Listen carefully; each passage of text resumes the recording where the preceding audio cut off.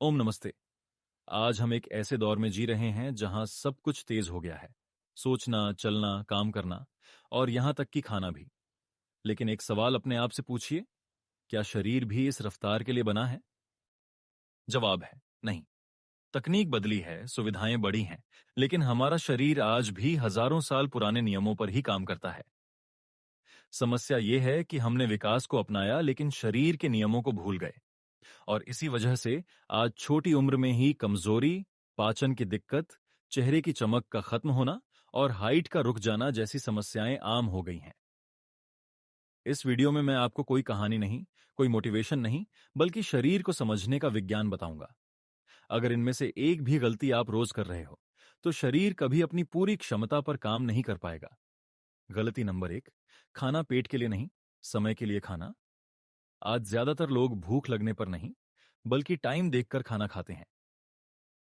Office break मिला, खा लिया, काम जल्दी है और की तरह जल्दी खा लिया मोबाइल चलाते हुए, बिना ध्यान के खा लिया। लेकिन शरीर इस तरह से काम नहीं करता। शरीर को खाना चाहिए शांति की अवस्था में। जब आप जल्दी जल्दी खाते हो तो दिमाग और पेट एक साथ काम ही नहीं कर पाते।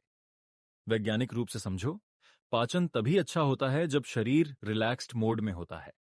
तनाव में खाया गया खाना पोषण नहीं, बीमारी बन जाता है। गलती नंबर 2, चबाने की आदत खत्म होना। आज की सबसे बड़ी पाचन समस्या मुंह से शुरू होती है। हम खाना मुंह में डालते हैं और सीधे निगल लेते हैं, जबकि असली पाचन पेट में नहीं, मुंह से शुरू होता है। लार में मौजूद एंजाइम खाने को तोड़ना शुरू करते हैं। अगर आपने खाना अच्छे से चबाया ही नहीं, तो पेट पर जबरदस्ती का बोझ पड़ता है। यही वजह है कि एक ही खाना किसी को ताकत देता है और किसी को गैस। गलती नंबर 3, भोजन को ठोस समझना। पुराने लोग कहते थे, खाना पीने जैसा होना चाहिए। इसका मतलब यह नहीं कि सब कुछ लिक्विड ही पी लो। इसका मतलब है इतना चबाओ कि खाना मुंह में ही तरल बन जाए। एक उदाहरण समझो, दलिया और रोटी दोनों अनाज से बनते हैं, लेकिन दलिया शरीर को जल्दी ऊर्जा देता है। क्यों?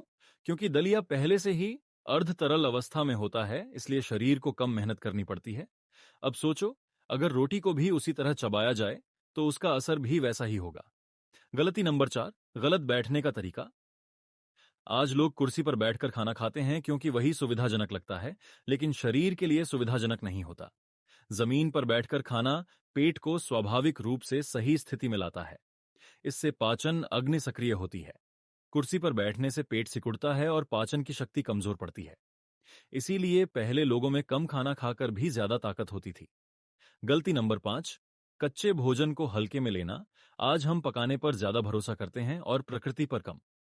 फल, सलाद, कच्ची सब्जियां शरीर को वो तत्व देती हैं जो पकाने से नष्ट हो जाते हैं।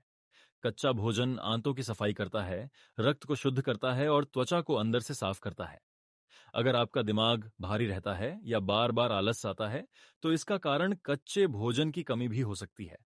गलती नंबर 6, खनिज तत्वों की कमी। आज का खाना पेट तो भर देता है लेकिन शरीर को पूरा पोषण नहीं देता। कैल्शियम, मैग्नीशियम, आयरन जैसे तत्व धीरे धीरे डाइट से गायब हो रहे हैं।